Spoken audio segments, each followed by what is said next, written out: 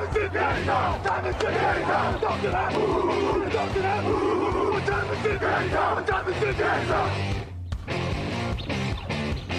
gun, Hulk left slot, Dixie left, T left, Mercedes, wide chip, Ricky, Fever left, 75, Katie, Omaha, we're good.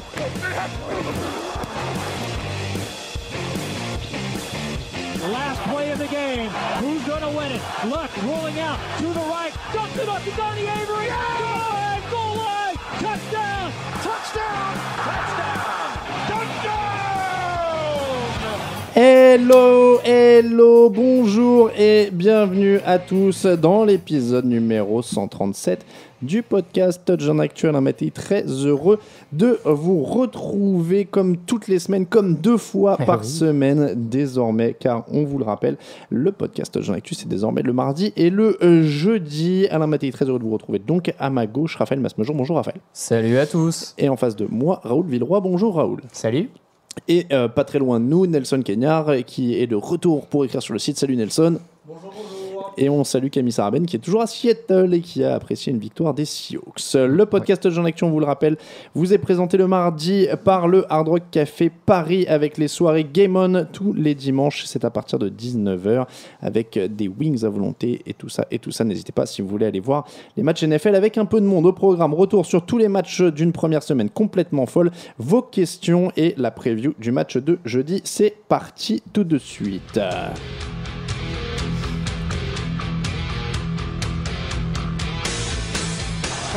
Out of the shotgun. Looks left. Throws a lob for Michael Crabtree. He caught it. He caught it. He caught it. The Raiders have the lead. 35-34. Sweet revenge for Michael Crabtree.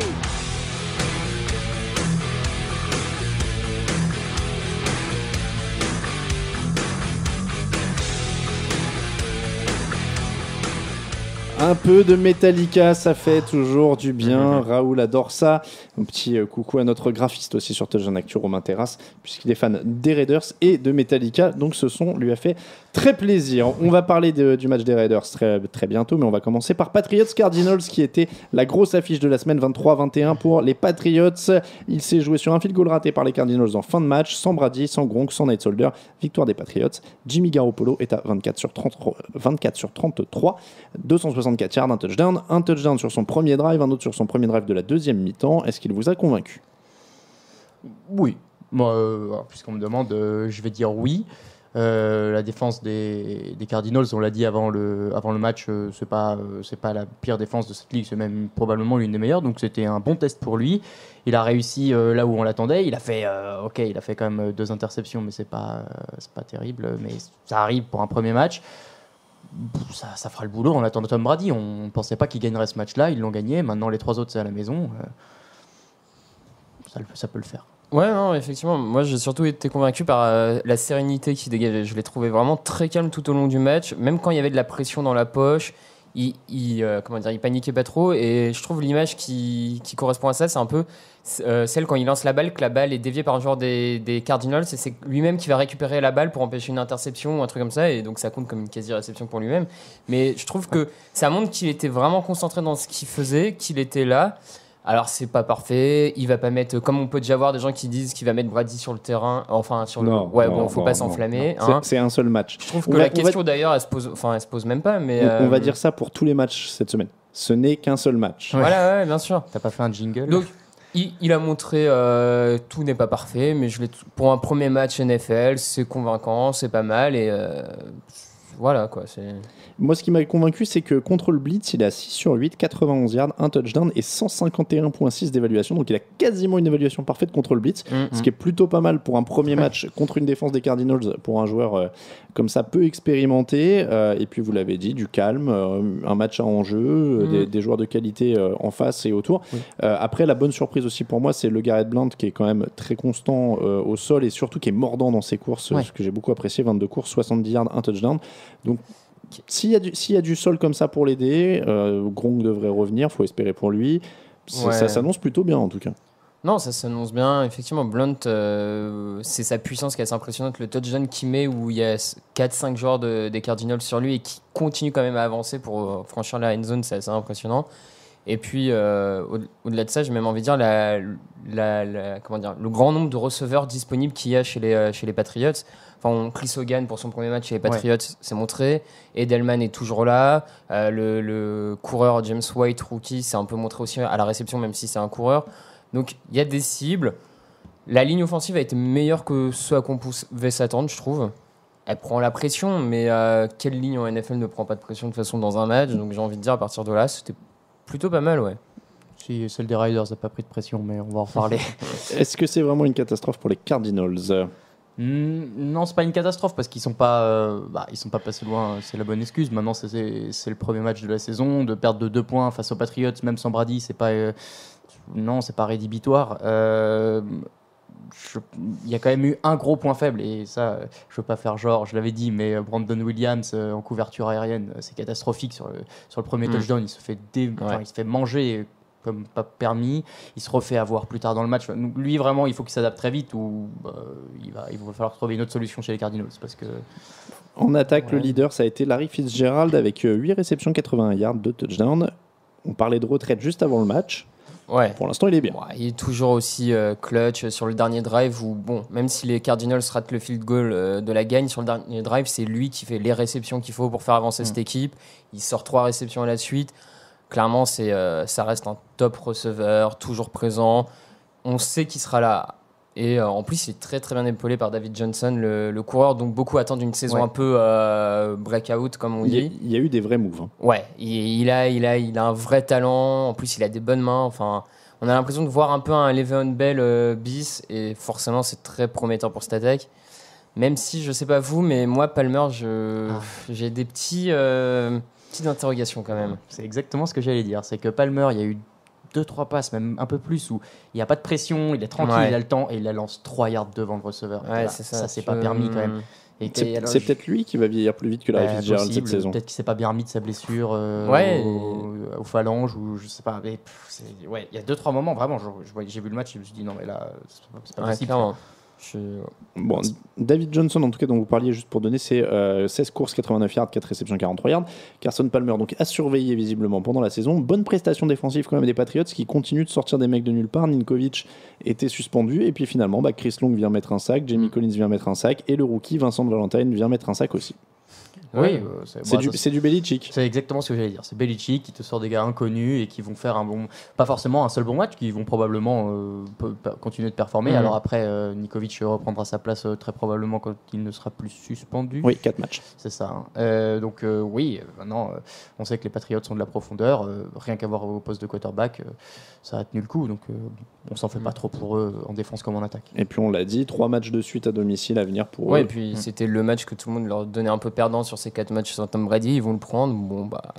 Et un sac pour Chandler Jones, il faut préciser, on avait parlé de lui dans les oppositions contre son ancienne équipe. Qui provoque bien aussi. L'autre est aussi grâce à lui, donc oui, bonne vengeance. Bon, on s'inquiète pas trop non plus quand même pour Arizona. Bruce Arians était assez énervé, il a pointé du doigt un peu certains joueurs dans la presse. On s'inquiète pas trop, oui et non, j'ai envie de dire que les Cardinals vont très très probablement aller en playoff. Mais j'ai le sentiment, même si c'est que le premier match, j'ai le sentiment qu'il n'y a toujours pas ce petit élément de plus qui va les faire passer un stade de plus en play-off. Quoi. C'est un mauvais moyen de démarrer sa saison. De toute façon. Petite touche d'inquiétude, je ressens un peu. Oh oui. On va passer aux Saints Raiders, 34 pour les Saints, 35 pour les Raiders, 1 point d'écart parce que les Raiders ont tenté une conversion à 2 points en fin de match plutôt que d'égaliser. Ça faisait longtemps qu'on n'avait pas vu autant d'audace. Mais ils en ont tenté 3 surtout. Sur les 3 derniers touchdowns, ils les tentent, ils réussissent la première, ils ratent la deuxième et ils réussissent la troisième. Donc oui, forcément, c'est incroyable. Et je sais plus qui nous parlait de ça. Je crois que justement c'est notre graphiste Romain Terrasse qui nous disait c'est un peu ce qu'on attend d'une équipe des Raiders qui a l'air d'être une équipe de fous malades. Les gens dans les tribunes sont tous des glingos. Et sur le terrain, on attend un peu ça d'eux. Et Jack Del Rio a l'air d'être ce gars-là qui va t'apporter cette touche pas de folie, mais cette touche d'audace exactement, qui va aller chercher des 2 points à la suite comme ça. Alors j'aurais pas associé naturellement Jack Del Rio et audace et folie comme ça quand on a vu ce qu'il a fait avant. Mais est-ce que aussi c'est pas une décision qui s'explique tout simplement par le fait que Drew Brees marchait sur leur défense depuis le début de la soirée et qu'ils n'avaient pas forcément envie qu'il ait une chance d'avoir le ballon en prolongation? Oui, je pense qu'il y a en partie ça. Ils se disent que autant prendre un point d'avance pour pas pour peut-être potentiellement éviter une prolongation, ce qu'ils réussissent à faire au final parce que les Saints ratent le field goal de la victoire. Je pense que forcément ça a joué un peu cet impact et cette peur de Drew Brees qui, comme tu l'as dit, a complètement disséqué cette défense des Raiders. Et du coup, c'est peut-être ça un peu, malgré la victoire, pas le petit point d'inquiétement, mais la déception, on va dire, c'est les cornerbacks des Raiders. On attendait mieux un petit peu avec l'arrivée de Sean Smith, etc. Et ça n'a pas été terrible. Ils ont pris cher pour l'instant. 28 sur 42, 423 yards, 4 touchdowns. Brandon Cooks est à 6 réceptions, 143 yards, 2 touchdowns. Et Willie Snead, qu'on s'amusait à essayer de faire deviner qui est le receveur numéro 2. On va s'en rappeler, 9 réceptions, 172 yards et 1 touchdown. Drew Brees, il continue quand même d'être assez exceptionnel dans la gestion de son attaque. Alors, je suis obligé de faire mon mea culpa, puisqu'avant le début de la saison, j'ai dit que peut-être les Saints devaient s'inquiéter de son vieillissement. Eh bien, mal m'en a pris, puisque, en tout cas, sur ce qu'on a vu pour l'instant, il est très très affûté. Et 4 touchdowns, 423 yards pour un premier match de saison, c'est quand même que le gars a pas trop perdu son football. Alors après, il est bien aidé, parce que tu as eu un touchdown de 98 yards qui fausse un peu les statistiques, mais il est là, donc ouais, c'est rassurant pour les Saints. Maintenant, c'est rassurant pour les Saints en attaque. 486 yards pour les Raiders en attaque, 507 yards pour les Saints en attaque. C'est le jour où la défense est morte. Ouais, c'est ça. C'était comme souvent finalement les matchs où il y a les Saints, il y a déjà une des deux équipes en défense qui est complètement nulle, donc ça reste les Saints. Et là, les Raiders s'y sont mis et ça manquait de pass rush. Même si Bruce Irvin avait bien commencé le match, mais progressivement, il y avait de moins en moins de pression sur Drew Brees et les cornerbacks safety étaient à la rue. Donc effectivement, c'est une belle victoire quand même pour le symbole des Raiders. Et offensivement, ils se rassurent, en tout cas, ils confirment ce qu'on attendait d'eux. Par contre, défensivement, il va falloir passer à autre chose, quoi. Il faudrait tenir plus que 10 minutes, parce qu'ils ont fait 10 très bonnes premières minutes. Au début, ils bloquent les Saints, ils les forcent à prendre 2 field goals, ils provoquent le fumble et le sac de Drew Brees. Mais derrière, il n'y a plus personne. Clairement, pas beaucoup de pass rush dans ce match. C'était pas le thème du jour. Même Khalil Mack n'a pas été spécialement en vue dans cette rencontre. Derek Carr, lui, termine à 24 sur 38, 319 yards, un touchdown. Amari Cooper, 6 réceptions, 137 yards, lui qu'on attendait pour sa deuxième saison. Ça commence plutôt bien. Donc voilà, on voulait quand même faire un clin d'œil à ce match. Match très offensif, très très offensif. Et donc Auckland qui commence plutôt bien cette saison, qui était très attendue. Donc pour l'instant, c'est le genre de victoire qui fait du bien au moral en plus. C'est ce qu'on avait dit dans la preview, c'est que d'aller gagner à New Orleans, qui est censé être, qui était les années d'avant la forteresse impénétrable, ça te lance dans une dynamique positive pour la suite de la saison. Avec cette équipe jeune, avec un peu de hype autour et tout, ça leur fait pas de mal de prendre tout de suite la confiance. On revient en arrière, Broncos 21, Panthers 20, ça c'était le match d'ouverture de la saison la nuit de jeudi à vendredi dernier. Field goal manqué à 4 secondes de la fin pour Graham Gano et Carolina lâche un match gagnable. Ça avait plutôt bien commencé avec un field goal des stops, l'avantage 17-7 au début du dernier quart-temps et une interception pour eux, ils avaient le ballon en plus, mais ils n'ont pas conclu et aussi à cause d'une défense toujours aussi énorme des Broncos.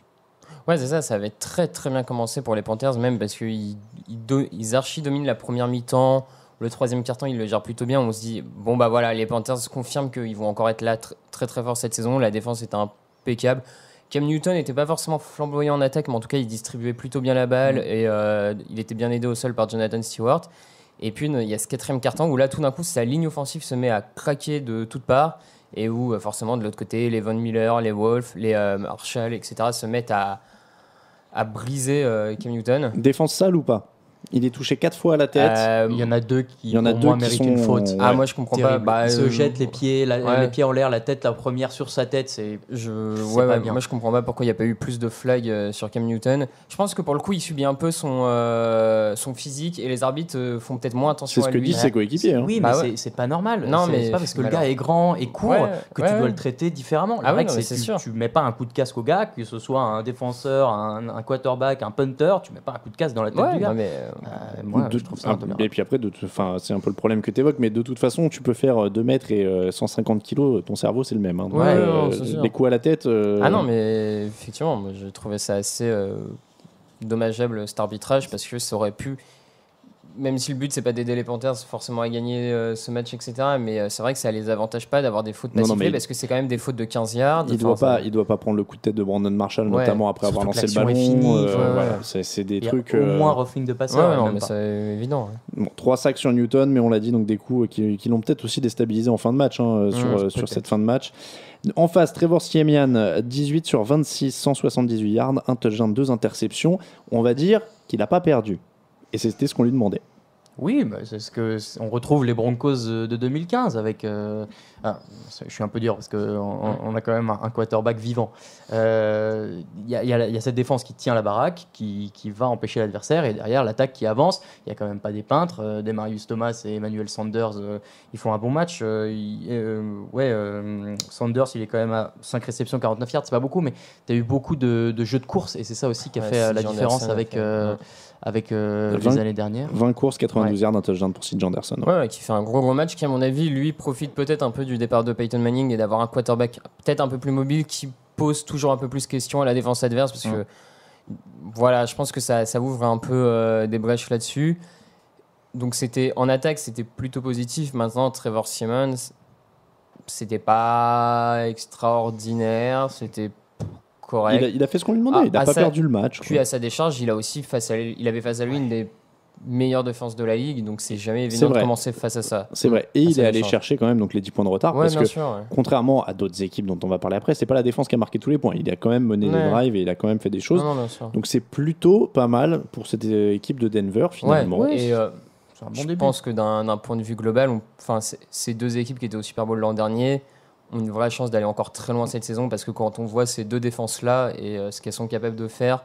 Oui, alors on est d'accord, il n'y a pas de panique non plus pour les Panthers. Encore moins que les Cardinals, j'ai envie de dire. Clairement, sur un field goal raté, c'est que tu avais une chance de gagner le match tout autant. Donc, non, ça va bien se passer pour eux. Avec le gros point positif aussi, c'est le retour de Kelvin Benjamin, 6 réceptions, 91 yards, un touchdown, qui est un vrai candidat au comeback de l'année d'ailleurs, dont on n'avait pas parlé. Ouais, on n'en a pas du tout parlé. Bon, peut-être pas, mais ça me dit rien dans la discussion, mais ça fait partie de ces joueurs hyper importants qui peuvent prétendre donc à ce titre. Petite pause, on débriefe 3 autres affiches de la semaine, puisqu'on vous rappelle que nous avons 2 émissions par semaine, donc on peut prendre encore plus de temps pour les débriefs de la semaine. Donc 3 autres affiches juste après ça.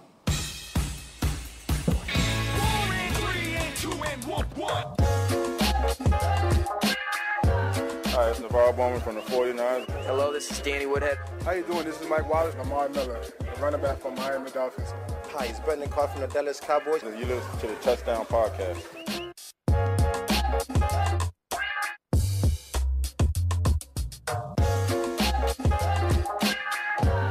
Et on reprend parce que j'avais lancé le mauvais jingle. Mais c'est quand même mieux avec celui-là. Du coup, vous avez eu un petit teaser du prochain jingle. Restez en ligne. Vous avez vu un peu comment c'est malin tout ça. Eagles 29, Browns 10. Carson Wentz est dans la place. 22 sur 28, 267 yards, 2 touchdowns et 2 beaux touchdowns. Des débuts réussis pour le quarterback des Eagles avec un Z. Ouais, et surtout, moi j'ai regardé les replays du match. Il est très tranquille. À chaque fois, il recule, il s'arrête et puis... Alors, du coup, on a l'impression qu'il prend son temps pour lancer, ce qui est un peu vrai, mais que la pression arrive, que la ligne tienne ou quoi, il bouge pas, il regarde, il lance sa balle, c'est très souvent précis, et c'est impressionnant, parce que c'est un début qu'on n'attendait pas forcément de lui, parce qu'on pensait qu'il allait même pas être titulaire, et finalement, avec le départ de Bradford, le voilà sur le terrain, et heureusement pour les Eagles, parce que c'est une très bonne première. Ouais, c'est une belle première quand même. Moi, c'est surtout son lancer sur le premier touchdown pour Matthews que je trouve vraiment qui a un lancer parfait quoi, pour un quarterback, même pas que rookie, pour un quarterback tout court, dans le timing, pile devant le joueur, là où il faut. Et comme l'a dit Raoul, il a été plutôt confiant. Tout n'a pas été parfait. Il y a des petites passes latérales qui ratent un peu bêtement, etc. Et puis, il affronte la défense des Browns qui n'a pas montré grand-chose sur ce match, donc ça demande à être confirmé, mais disons que le premier test est intéressant, et c'est bien, ça mérite de prouver que les dirigeants des Eagles ont peut-être eu bien raison en envoyant Bradford ailleurs, et finalement en mettant Wentz tout de suite sur le terrain, en disant écoute, pourquoi pas, vas-y, parce que le terrain aussi permet de gagner en expérience. Clairement, au bout d'un moment, il n'y a pas 150 recettes de toute façon, et ils avaient confiance en lui. C'est vraiment les rumeurs qui tournaient d'ailleurs dès le trade de Bradford, puisqu'on s'est dit tiens, Daniel va lui prendre lui chauffer la place. Ça a été annoncé dans les heures qu'on suivit, alors qu'on attendait tous Chase Daniel, et finalement ils ont raison, visiblement ils avaient confiance dans ce mec là, ils ont joué tout sur lui, et ça marche plutôt bien. Comme tu as dit, il a été aidé par Matthews, et l'autre Ryan Matthews qui fait pas un mauvais match au sol aussi d'ailleurs, donc c'est plutôt pas mal, et c'est plutôt rassurant. Après, donc qui avait le deuxième choix de la draft? et l'a donné aux Eagles pour qu'ils prennent Carson Wentz. Ce sont les Browns qui sont encore en train de comprendre pourquoi ça sert d'avoir un franchise quarterback et de le prendre dans le top 3 de la draft. Voilà, et de ne pas recruter un gars qui est connu pour s'être blessé et qui joue un match et qui s'est blessé. Donc, Robert Griffin, 12 sur 26, 190 yards, une interception et surtout plus d'épaules. Plus d'épaules, Ouais, 8 c'est d'épaule. semaines, c'est ça, 8 matchs. Bah, il est sur la liste des blessés, donc ça veut dire qu'il est Voilà. immobilisé au moins pour 8 semaines. Ouais. Non, mais du coup, je vais en parler parce que je les avais quand même joués et je pensais sincèrement que Robert Griffin avec Hugh Jackson en coach pouvait peut-être faire illusion quelques matchs et en fait, très vite, on s'est rendu compte qu'il était plus du tout dans le coup. Il a fait 2-3 beaux lancers, il n'est pas forcément tout le temps aidé par ses receveurs qui ont beaucoup droppé, mais Moi, c'est ce que j'allais dire, c'est qu'il a fait 2-3 beaux lancers, mais en dehors de ça, il n'y a Mais pas c'est d'identité tout. Ouais, offensive. non, Quoi. bien C'est sûr, que de temps en temps, il balançait une mine et puis ouais, voilà. non, bah, Puis il y avait un gars là. Et du coup, Hein Robert Griffin est blessé. Qui arrive pour l'aider? Ah oui, vous connaissez Non, pas ça. Ah si, ça y est, je l'ai. Qui Ok. hélicoptère, Ah, bah parce oui. que Ah, tu bah, l'avais quand déjà même. fait l'année dernière et je me disais que Ah ça bah, me faisait quelque sinon chose. j'ai ça. Voilà. Donc Josh McCown est dans la place, Génial. messieurs, dames. Après, très honnêtement, de ce qu'on a vu de Robert Griffin sur le premier match, Ça McCown sera ne peut pas pas pire. faire moins bien, Il honnêtement. y avait quand même aussi la fois où il avait pris un mur. Ah oui, c'est vrai. Donc, Ah non, mais- c'est du bonheur en boîte, hein, Josh McCown. Ouais, moi, il y a de quoi faire. Il y a de quoi faire. Bon, Josh McCown est de retour, on en parlera dans les previews jeudi, mais Ouais, ça ouais. s'annonce encore comme une saison déprime pour les Browns. Tiens, en parlant de déprime, Chiefs 33, Chargers 27, après prolongation. Plus grosse remontée de l'histoire des Chiefs. Forcément, c'est face au Chargers. Désolé Raoul. Non, mais c'est le jeu. San Diego menait de 17 points dans le dernier quart. Désolé Raoul. Keenan Allen blessé pour la saison. Désolé Ça, Raoul. c'est le pire, je pense. Ouais. Raoul, un petit commentaire sur ce match? Oui, finalement, quand on est supporter des Chargers depuis quelques années, on se fait à ce genre de situation. Ça allait vite, C'est hein. triste, hein, Mais mais est-ce que t'es pas passé d'une sorte d'extase quand Melvin Gordon a marqué un touchdown? quand il en a marqué 2, en fait. En fait, Voilà. c'était ça le piège. C'était trop beau pour C'est- être vrai. tout se passait bien. Melvin Gordon mettait des touchdowns. Danny Woodhead était présent au sol. Les receveurs faisaient des belles actions. Les Chiefs étaient complètement à la rue. Et Keenan Allen s'est blessé. Ouais. Et là, ça a été la descente aux enfers. Derrière, il se passe plus rien. Au retour en deuxième mi-temps, les Chargers jouent petit bras. Ils se disent le jeu de course marche. Et puis finalement, ça avance plus. Il n'y a plus de premier down. Et derrière, les Chiefs d'un coup se disent on va peut-être aller gagner ce match.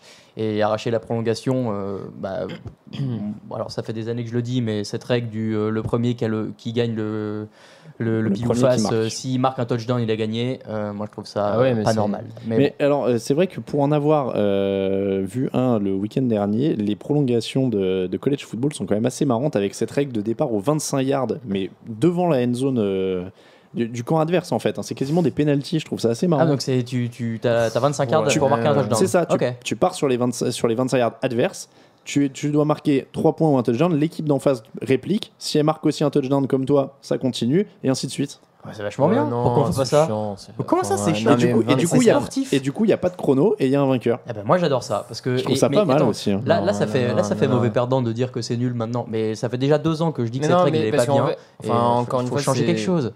C'est pas sportif, c'est pas équitable. Que tu peux pas décider d'un Ouais, match sur un. mais enfin, Regarde, ça me fait rire, le Raider Chargers, Sense. non, les le Chargers Raider ne perdent Sense- pas le match là-dessus. Les Chargers perdent le match sur le fait qu'ils ont un coach qui, je suis désolé, après, est oui. complètement abruti. 17 points d'avance. Quand il voit au bout de 10 minutes dans le 4e quart-temps que le jeu de course n'avance plus, t'as Philip Rivers, Ah oui. fais-lui lancer la balle, fais Ah, bouger ça, le chrono. clairement. D'autant Enfin, que je veux votre dire, ligne faut- offensive n'a pas été mal, elle a autorisé que 7 pressions pendant le match. Plutôt bien tenu et c'est aussi une grosse satisfaction. C'est dommage finalement ce match parce qu'il y a beaucoup de grosses satisfactions pour San Diego qui sont annihilées par cette défaite idiote et cette blessure de Keenan Allen qui est terrible parce qu'on comptait beaucoup sur lui cette saison. Ouais, mais enfin, Keenan Allen, ça devient un peu le. Comment dire? Le type que t'attends, tu sais qu'il est talentueux, mais tu le vois pas parce qu'il est blessé. Dit le mec qui supportait Victor Cruz ces Ouais. 2 dernières années. Alors il a quand même fait une saison rookie Mais incroyable et l'an dernier il a fait 6 premiers matchs Non, mais ce que très forts enfin, aussi. C'est qu'il commence à être beaucoup blessé, l'ami Bah, Keenan c'est Allen. la c'est deuxième la année de deuxième. suite, c'est pas de bol quoi. Ouais, mais c'est beau. L'an dernier, c'est une lacération Il du a fait rein, une c'est saison- pareil. il a fait une saison Ouais, rookie, Elle est pas complète sa saison rookie, il me semble. C'est vrai. Non, je crois qu'il est un peu, ouais, il boitille à un moment. Non, mais aussi, je veux dire, c'est pas une critique de soutenir Keenan Allen, etc. de la part du staff, mais va falloir aussi réfléchir à d'autres cibles du côté il y a Travis Benjamin maintenant. Des Chargers, parce que tu peux pas. Mais en même temps, quand ils ont des receveurs, ils les utilisent pas en fin de match, ils préfèrent courir et se faire remonter au ils score. n'avaient pas l'habitude que le jeu marche. Et puis en face, les Chiefs sont les Chiefs quand même. Oui. Il faut dire ça, c'est qu'ils sont fidèles à eux-mêmes, quoi, dans ce style rouleau compresseur. Une fois qu'ils sont mis en marche, solide au sol, sur la. Si la petite, si je peux me permettre, ça manque de pass rush. Ouais, mais au-delà de ça, la bonne nouvelle, c'est qu'ils ont peut-être trouvé un deuxième receveur avec Ware, le jeune Spencer Ware, si je dis pas de bêtises, qui a 119 yards, je crois, à la réception. Ce qui est quand même. On parle d'une équipe qui, avant l'arrivée de Jeremy McLean, n'arrivait plus à avoir de receveurs qui marquent des touchdowns. Donc, ça peut donner un peu plus d'allure à cette équipe d'avoir une deuxième cible quand même. Une troisième avec Travis Kelce, encore prouvé qu'il reste encore très très bon. Et un petit coucou francophone, la ligne a été solide. Laurent Duvernay-Tardif notamment, le francophone, il a joué 55 snaps, il a autorisé aucune pression et il est dans le positif sur les yards au sol quand il est sur le terrain. De très bonnes stats de Pro Football Focus. Sur les lignes offensives, je vous en donnerai quelques-unes. C'est pas facile et eux ils ont très fort. J'ai trouvé quelques bonnes stats. Et encore une fois, par contre, donc peu de pression en défense. Ce qui était un de leurs points forts ces dernières années, mais là on sent qu'ils souffrent un peu des absences, des retours de blessures. C'est un peu compliqué pour le moment. Ça va se remettre doucement parce que c'est un peu ce qui avait fait leur force quand ils avaient gagné ces 10 derniers matchs l'an dernier. Donc ça va revenir, là c'est le début de la saison. Voilà. Colts 39, Lions 35. Bien seul Andrew Luck. Il a lancé pour 385 yards, mené 4 drives de plus de 75 yards pour des points, dont un de 94 yards. Il a lancé 3 touchdowns sur des passes qui ont voyagé au moins 10 yards dans les airs. 4 touchdowns en tout. Donc, mais en défense, il n'y avait personne avec lui. Déjà qu'il n'y avait pas grand monde de base. En plus, au cours du match, les Colts perdent leur cornerback numéro 3, leur safety numéro 2. Enfin, ça commence à faire 5 titulaires. Et Vontae Davis qui est déjà pas là. Voilà, Vontae Davis. Enfin, ça commence à faire beaucoup de blessés. Donc, déjà que les lignes arrières défensives n'étaient pas bonnes, là, forcément, c'est encore plus la cata.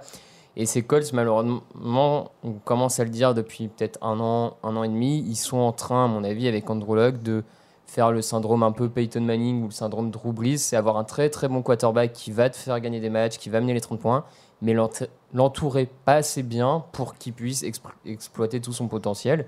Et j'ai l'impression que le schéma se répète à Indianapolis. C'est bien, ils vont faire des saisons à 10 victoires grâce à Andrew Luck, mais tu auras toujours ce... Et encore 10 victoires, ça va pas être si facile que ça à obtenir cette année. C'est renforcé. Le point positif, c'est que sa ligne a mieux tenu, 51 passes, 7 pressions autorisées, un seul sac autorisé, les tackles se sont bien débrouillés. Mais voilà, ce problème, toujours en défense, Trent Cole a été un peu le seul à vivoter. Et en face, Matt Stafford a répondu présent. Il faut quand même souligner le bon comportement de cette attaque. Matt Stafford, 31 sur 39, 340 yards, 3 touchdowns, beaucoup de passes courtes. C'est le plan de jeu maintenant du côté de Détroit, avec Jim Bob Cooter. Je trouve qu'il y a le meilleur nom de coordinateur offensif de la ligue. Donc Jim Bob, le fameux Jim Bob. Donc il a lancé sur ses 39 passes, il n'y en a que 7 qui ont fait plus de 10 yards dans les airs. Sinon, c'est vraiment que de la passe courte. Ça donne une bonne idée un peu du plan de jeu. Ils ont bien utilisé leurs coureurs aussi. Ouais, Riddick a bien été utilisé. Non, et ça montre un peu le passage l'après Calvin Johnson, où du coup, tu n'as plus cette grande menace qui était Calvin Johnson, et tu multiplies les cibles, donc tu multiplies les passes courtes, et ça leur a vraiment bien réussi. Après, il faudra encore une fois faire un autre test que face à la défense des Colts, mais c'était pas si mal, quoi. Marvin Jones a apporté quelque chose, Tate est pas mal, il y a du monde, non ? Oui, et je rejoins Raphaël sur cette idée que l'absence de Calvin Johnson finalement va peut-être être bénéfique à ces Lions, puisque Stafford avait peut-être le réflexe de toujours chercher Megatron dans le fond du terrain, et que maintenant il y a d'autres possibilités. Riddick il a aidé beaucoup aussi dans les airs, donc c'est prometteur pour cette attaque des Lions qu'on pensait orpheline et qui finalement va revivre. Peut-être. Nelson, de loin, une note sur 10 pour ton équipe dans ce premier match, puisque tu supportes les Colts.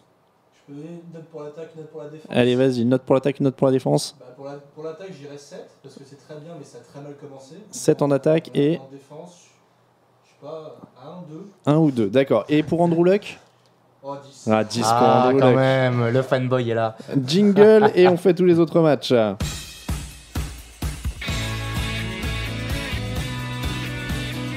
You play to win the game. Hello? You play to win the game.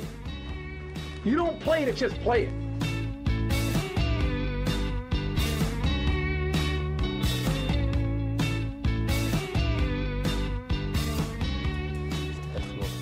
Tous les autres matchs de la semaine, on t'a entendu, Raphaël. Je venais de Désolé. remettre ton micro quand t'as dit c'était pas très beau. C'était pas très beau, on ne sait pas Mais de vous quoi ne on savez parle. pas de qui je parle. donc. De quel match tu parlais, on va le savoir. Falcons 24, Buccaneers 31, Jameis Winston 23 sur 33, 280 yards, 4 touchdowns, une interception. Il a été meilleur sous pression d'ailleurs au niveau des stats. Et bon, pas qu'il y en ait eu beaucoup, mais ça s'est plutôt pas mal passé. Mike Evans, Austin Seferian-Jenkins, Doug Martin, il y a vraiment du monde autour de lui. Il y a un beau groupe de jeunes. C'est ça, il y a un beau groupe de jeunes. Le nouveau coach Dick Cutter, qui était l'ancien coordinateur offensif, a bien continué, on va dire, la transition avec Lovie Smith en prenant bien soin des jeunes en attaque. Et c'était vraiment plaisant à voir. Je trouve que c'est une équipe en attaque, elle fait partie des équipes de la ligue assez excitante en attaque en tout cas. Non, mais je constate, qui a dit qu'ils iraient en playoff et qu'on a regardé comme un dingue il y a 2 semaines? Ah non, non. Moi. Enfin, oui, d'accord, comme un dingue peut-être, mais. Oui, non, mais Après, aussi, on a toujours défendu les Buccaneers en disant que Jameis Winston avait fait une belle première saison, qu'on attendait de le voir. Il est fort. Franchement, il est fort. vraiment bon. Hein. Il est fort. Ah ouais. Il est fort et on parlera de Mariota après, mais justement, il a l'air d'autant plus fort que Mariota a l'air décevant, quoi. C'est ça. Donc, décevant, je sais Plutôt, pas. si, il est nul, je le hais. Le mec objectif désormais. Non, mais voilà, seulement 48 yards de pénalité aussi, ça c'est un progrès chez eux parce qu'il y en avait eu beaucoup l'an dernier. Je crois qu'ils étaient avant-dernier au niveau des pénalités, enfin deuxième au nombre de pénalités concédées au yard, quelque chose comme ça. Ouais. Donc s'il y a un peu plus de discipline et que ces jeunes-là ils sont cadrés et qu'ils s'éclatent, ça peut faire très mal. Il commence mal le match, je crois il est à 2 sur 5 et avec une interception, et derrière il est à 21 sur 28 ou quelque chose comme ça. Enfin, il est très très fort. Et c'est vraiment, encore une fois, plutôt enthousiasmant. D'autant qu'il y a des playmakers aussi en défense. Ouais, moi, juste pour finir sur l'attaque, je trouvais que le jeu au sol a peut-être manqué un peu de tranchant. Doug Martin, il y a 62 yards en 18 courses, c'est pas énorme. Maintenant, après, c'est de l'usure. Il y a des jours où il y en qui passeront. Mais Doug Martin, depuis qu'il est revenu de blessure, je le trouve moins explosif qu'en saison rookie. Et ça peut finir par leur porter préjudice. Mais bon. On pinaille sur ce match en tout cas. On pinaille. Est-ce qu'il y a des choses qui ont changé chez les Falcons? Et je vous demande ça parce que je faisais partie des défenseurs de Matt Ryan jusqu'à il n'y a pas si longtemps. Et finalement, non mais voilà, je me rappelle d'avoir défendu Hard Rock Café notamment. Oui, voilà. Finalement, j'ai l'impression et j'ai peur qu'il régresse. Moi, je les ai mis dernier de cette division et je me défendrai toute l'année jusqu'à ce qu'on voit que j'ai eu tort, ou peut-être pas. Et je sais pas s'il lui régresse, mais en tout cas, il a pas progressé à son âge, c'est difficile. Mais il est pas si vieux. Non, arrêtez. Par exemple, il y a aucune. Alors, je sais pas si ça vient de lui ou des coachs ou au niveau de la confiance. Il a tenté 39 passes, il y en a que 3 de plus de 20 yards. C'est toujours un peu la même sauce, un peu fadasse. Non mais voilà, j'ai l'impression que c'est quand même du jeu sans saveur, un peu Matt Ryan depuis 4-5 ans, alors que c'était plutôt prometteur sur ses premières saisons où ça allait en play-off, où il y avait un truc où on se disait, voilà, il va passer des paliers vraiment au fur et à mesure et s'établir peut-être parmi les top quarterbacks, parce qu'il fait une très bonne saison rookie, il les avait emmenés en play-off dès sa saison rookie, il y avait des choses. Et puis finalement, j'ai l'impression qu'en fait, il avait une très faible marge de progression, il a plafonné très vite, et voilà. Ouais. Oui, après, il a plafonné à un haut niveau. Même après ses saisons rookies, il a fait des belles saisons. Il y a eu des très belles saisons à Atlanta. Il a été bien aidé parce qu'il avait Julio Jones.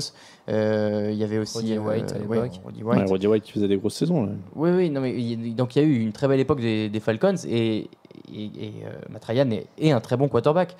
Mais je pense que cette année, c'est pas l'année de trop, mais c'est l'année du déclin. Après, ça l'a pas aidé non plus au niveau de la défense. Les linebackers se sont fait découper en couverture par Jameis Winston. Exactement, ouais. La défense, c'est encore une fois pas au niveau de ce qu'on attend d'un ancien coordinateur défensif des Seahawks, qui est leur coach. Dan Quinn.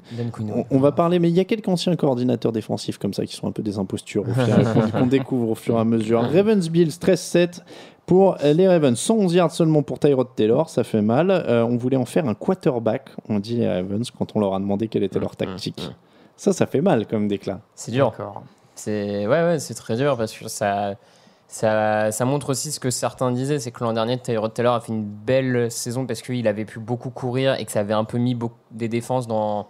Il ne savait pas trop si Taylor allait partir ou s'il allait jouer la passe.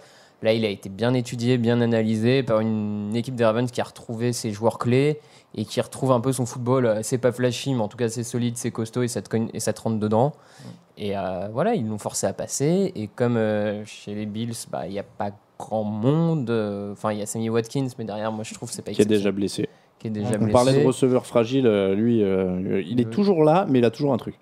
Bien non sûr. mais c'est vrai, C'est vrai. La dernière fois j'avais l'impression qu'il ratait plein de matchs. En fait il rate pas de match, mais il a toujours un truc qui va pas. Donc c'est bien, c'est une excuse.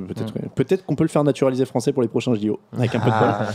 Mais Celle-là a été gratuite. Oh oui, excuse-moi. C'était la faute du public qui m'a sifflé, de ma tenue qui n'était pas en ordre, du maillot qui n'allait pas, du terrain qui était trop lourd. C'est ça que tu essaies de dire. Voilà, un truc du genre. Non, mais même pas le tennis, il y avait un peu de tout. Mike Wallace, 66 yards, un touchdown pour les Ravens, dis donc. Une belle passe en profondeur. Par contre, comme il les aime. Joe Flacco, c'est un des meilleurs pour les passes en profondeur de toute la NFL. Il a un lancer. Je pense même que c'est le meilleur. Enfin, ça a l'air tellement facile avec lui. C'est une puissance de bras, c'est incroyable. Et du coup, ça m'étonne pas que Mike Wallace revive déjà, ne serait-ce en un match, et fasse plus que Miami, parce qu'il a un quarterback qui peut lui donner ce genre de ballon qu'il adore, qu'il apprécie. Et voilà, et les Ravens retrouvent leur star, et c'est un peu. C'est pas flamboyant. Non, après, il y a plein de questions. Le jeu au sol. Yards, ils mettent 13 points, c'est pas beaucoup. Faudra voir le jeu au sol, parce que là, c'est Justin Forsett qui est le meilleur au niveau des gains gardés, des yards gagnés. Donc, il y a des progrès à faire de ce côté-là. Il faut voir si la défense va tenir quand même des gars un peu plus solides que ça et des choses comme ça. Après, le point positif, c'est que ça a distribué 10 receveurs différents touchés par Joe Flacco, 5 longues passes tentées. Et puis, en défense, le point positif, c'est un ancien Charger, c'est Eric Weddle, qui a été... évidemment très bon. Évidemment, parce qu'il est très fort. Et non, mais blague à part, il était attendu comme un type qui allait te booster cette escouade défensive, et il a réussi, puisque les Bills n'ont pas existé dans les airs. Donc très bon ajout de Weddle. Tyrod Taylor, maintenant qu'il y a de la vidéo sur lui, motif d'inquiétude ou pas, 25% de passes complétées seulement sous pression. Motif d'inquiétude, est-ce qu'il y a eu déjà beaucoup d'espoir Non, mais tu vois ce que je veux dire. D'accord. Non, mais les dirigeants en avaient un peu quand ils lui ont fait signer un gros contrat. J'espère, ou alors ils sont un peu fous. Oui, mais tu vois, on l'imaginait pas en play-off à 7-9. Est-ce que ça change beaucoup? D'accord, non, mais vous n'êtes pas très enthousiaste. Un seul truc, moi, que ça m'a fait plaisir de voir Denis Pita. Voilà. C'est vrai. Texan 23, Bears 14, 28 ballons, 106 yards pour Lamar Miller. Ça a commencé doucement. Brock Osweiler termine à 22 sur 35, 231 yards de touchdown, une interception. Et puis Will Fuller avec 5 réceptions, 107 yards et un touchdown, qui va très très vite, comme prévu. Finalement, ça a été laborieux, mais il y a du potentiel quand même, non? On voit un peu en grattant que... Oui, mais maintenant, il y a des playmakers incroyables en attaque. Donc, heureusement que ça s'est mis en route. Parce que si ça avait continué comme le début de match, et que finalement les Bears avaient créé un peu la surprise en battant cette équipe des Texans, ça aurait été une très grosse mauvaise nouvelle. Parce que avec un effectif pareil, tu peux pas te permettre de démarrer une saison comme ça. Non, j'avoue qu'en voyant le début de match, je me suis dit, bon bah voilà, c'est à nouveau le même Texan, Brian Cushing qui se blesse, le quarterback qui lance une interception. Cushing, c'était automatique. On l'avait dit, non? On l'a dit. Il fait partie de ces joueurs où c'est programmé. Osweiler qui lance une très très vilaine interception. Je me dis, bon bah voilà, on retrouve les Texans habituels. Et puis progressivement, comme tu l'as dit, ça se met en place. Le groupe de receveurs est vraiment intéressant. La défense, il y a Whitney Mercilus qui est très très bon sur la ligne défensive et qui fait qu'une autre pression que J.J. Watt.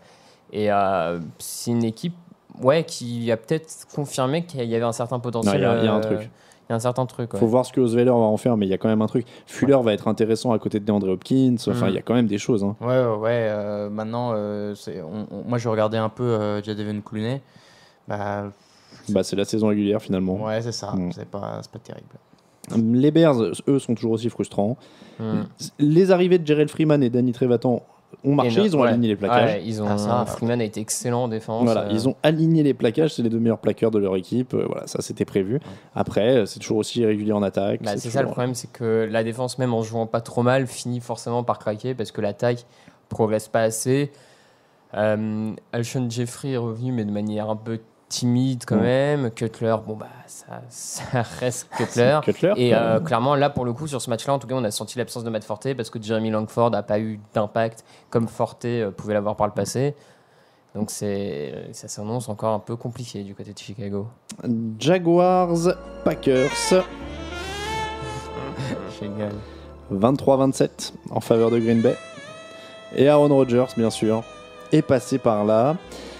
Match plutôt offensif avant que la défense de Green Bay n'arrive à tenir le coup. Bon boulot des attaques, pas beaucoup de pass rush. Clay Matthews replacé sur son poste original d'outside linebacker, 2 pressions en 33 snaps. Ça a été timide. Dante Fowler, Jared Odrick de l'autre côté, 0 pression en E2. Donc comme ça, c'était réglé. Et du coup, Aaron a pu faire jouer sa magie. Non mais le coup de génie quand il a Jalen Ramsey sur le dos, excusez-moi, mais... C'était quand même. C'était quand même assez classe. Non mais voilà. Alors après, ils vivent encore un petit peu sur les fulgurances de Rodgers sur ce match. Nelson, c'est un peu irrégulier, il est revenu, mais c'est ça le on problème. sent qu'il en manque. Moi, c'est ça. Globalement, quand tu regardes ce match, tu te dis les Packers, c'est encore pareil. C'est la défense, elle est pas si bonne que ça. Il y a des playmakers, il y a des big plays, mais c'est pas régulier sur tout le match. Et l'attaque, ça passe par 2-3 fulgurances de Rodgers. Et sinon, Eddie Lacy, il a toujours quelques kilos en trop. T'es dur, il est un peu plus tranchant quand même. Je sais pas, là, je pense pas que ce soit une question de kilos, mais il est moins explosif. Ouais, d'accord. Je le trouve dur avec les cimes. Moi, je l'ai trouvé pas très bon. 61 yards en 14 courses, c'est pas. Ouais, mais sur l'impression, il est un peu moins pâteau qu'avant. Pas d'accord. Si, non, mais je comprends ce que en l'occurrence, le coup de dire c'est les kilos en trop, bon, ça d'accord, il était trop obèse l'an dernier.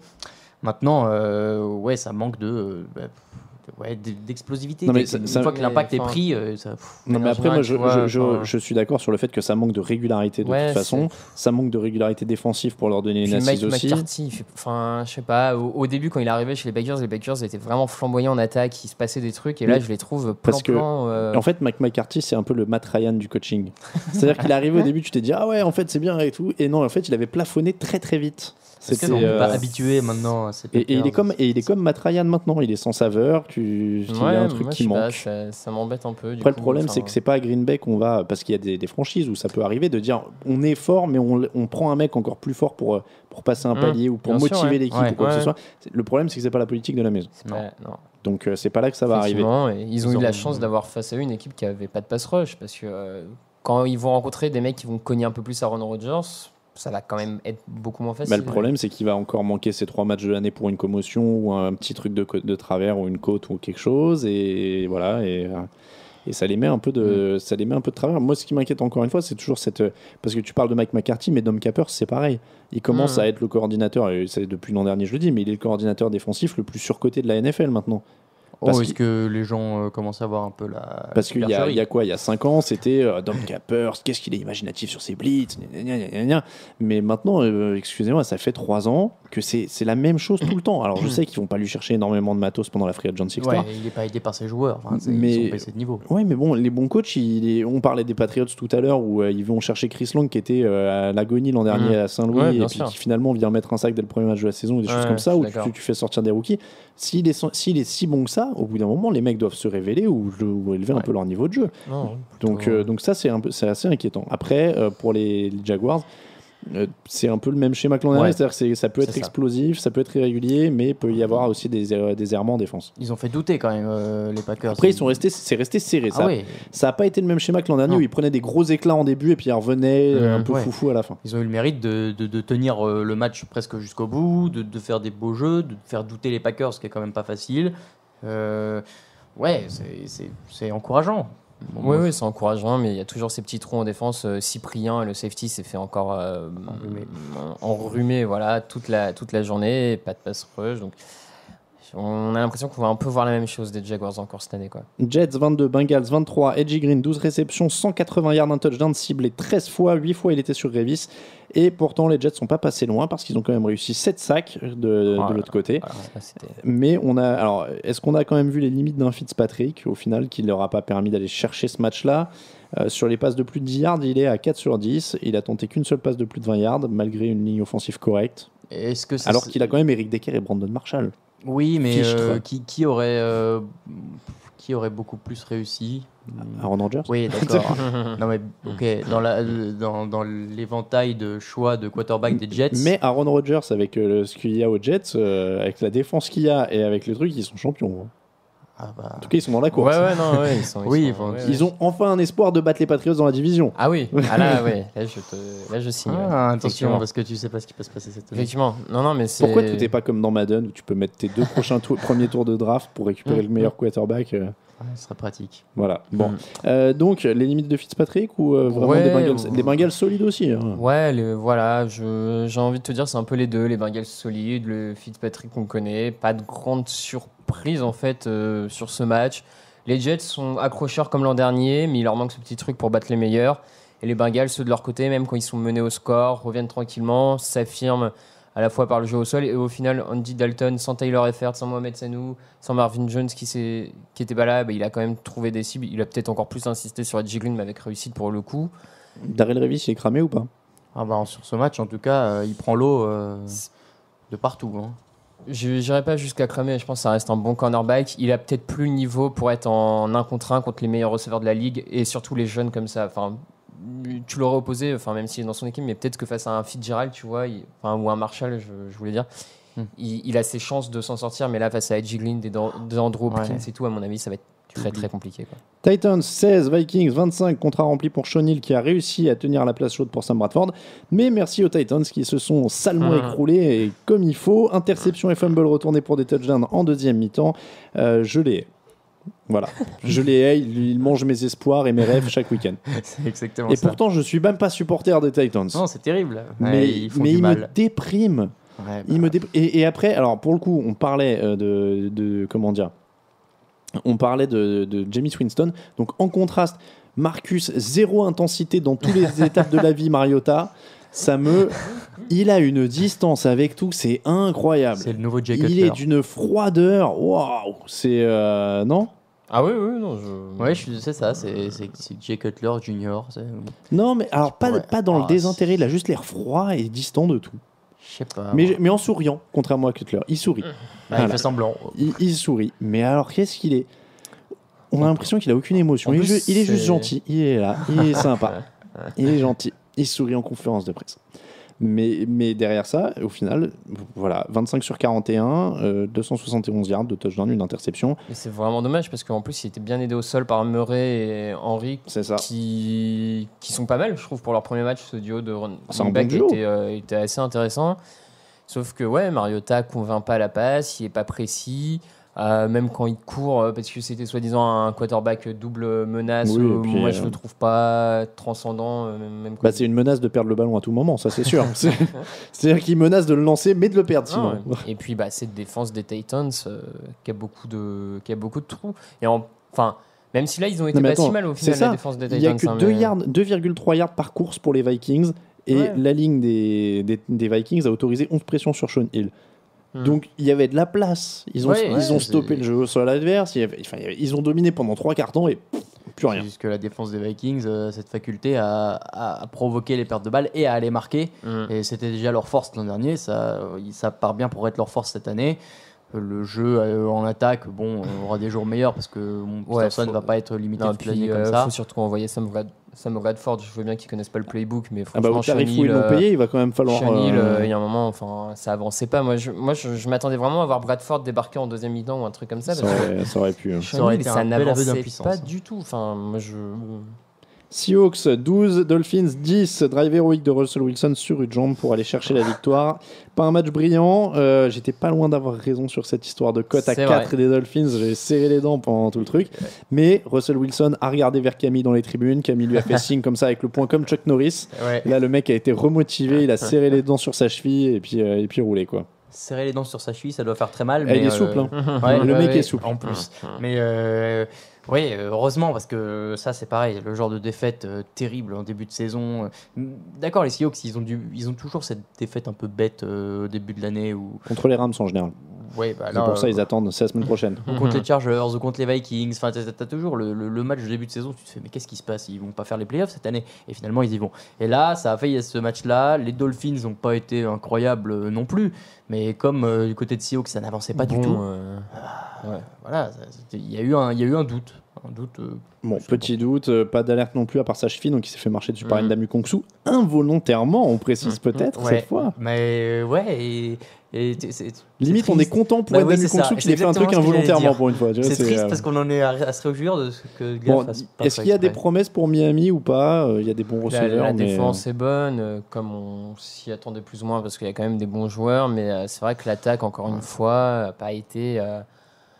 La défense est bonne, mais pas la musique. Quand la musique est bonne, et du coup avec la fight song, Tu voulais pas mettre celle d'Ice Cube, Olivier ? Ah, je l'ai pas. Cowboys 19, Giants 20. Allez, on passe au suivant. Victoire des Giants au bout du suspense. Terrence Williams ne court pas dehors. Merci à lui. Ouais. Attaque presque équilibrée des Giants. Et là, il y a 19 sur 28, 207 yards, 3 touchdowns et une interception, 75 yards pour Rashard Jennings. Seulement 5 pressions autorisées par la ligne. Ouais, non, Bonne c'était soirée. pas si mal. Un Marshall Newhouse en right tackle assez étonnamment bon, qui avait aussi pas grand monde face à lui. Et effectivement, une attaque équilibrée des Giants et des arrivées en défense qui se sont déjà montrées. Janoris Jenkins a été vraiment bon en défense sur Dez Bryant. Il lui a autorisé qu'une seule réception sur 5 passes, ce qui est pas plutôt mal pas mal pour quand même Bryant. face à Oui, Dez oui. Bryant. Damon Harrison sur la ligne défensive a bien bloqué Ezekiel Elliott malgré le fait que la ligne offensive de Dallas était encore très bonne, etc. Donc ça commence à se montrer. Et l'an dernier, il perdait ce match. C'était sûr, cette année, il le gagne. Bon, bah, c'est déjà un peu plus positif, quoi. Parce que Tom Coughlin n'est plus là. Exactement, 2,5 yards par course seulement pour Ezekiel Elliott. Donc, comme tu dis, ça a plutôt bien marché. Dak Prescott, Raoul, toi qui aimais bien, 25 sur 45, 227 yards. C'est ce qu'on pouvait attendre d'un rookie. Il n'était pas flamboyant, mais c'était plutôt intéressant et prometteur. Les gens qui l'ont allumé en disant que c'était que de la pré-saison, qu'en saison régulière il s'écroulerait, bah, pour l'instant, moi je trouve ça plutôt pas mal.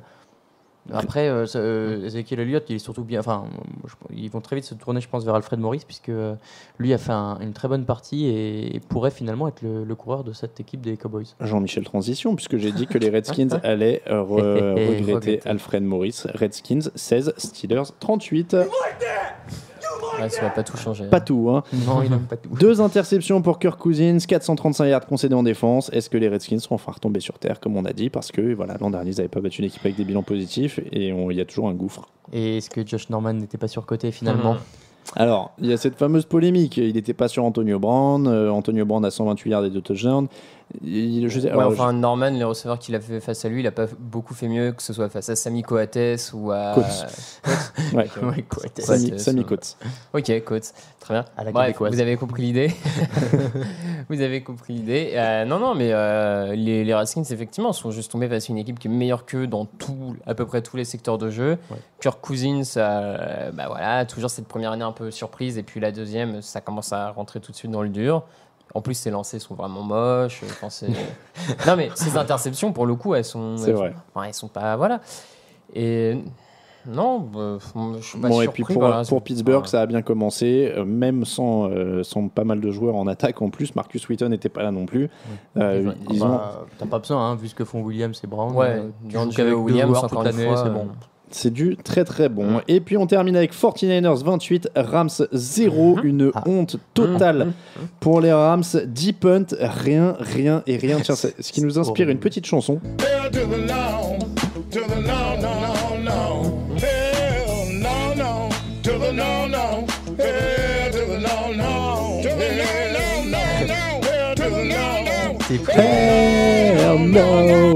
Non mais voilà, je crois qu'on peut juste mettre ça en fait pour résumer ce match des Rams, c'est pas parler du reste parce que c'est horrible. Pourtant on attendait la purge, mais pas dans ce sens-là. Alors, parlons des 49ers. Partons des 49ers qui du coup se construisent petit à petit avec Chip Kelly, qui a eu l'avantage au final d'avoir pris un projet qui partait de zéro quasiment. Ouais, c'est l'avantage, comme ça il a vraiment aucune pression, et comme on en avait un peu parlé dans les previews, on s'attendait à ce que notamment le jeu au sol soit bon des 49ers, et ça a été le cas. Carlos Hyde a été vraiment très très bon, 2 touchdowns notamment.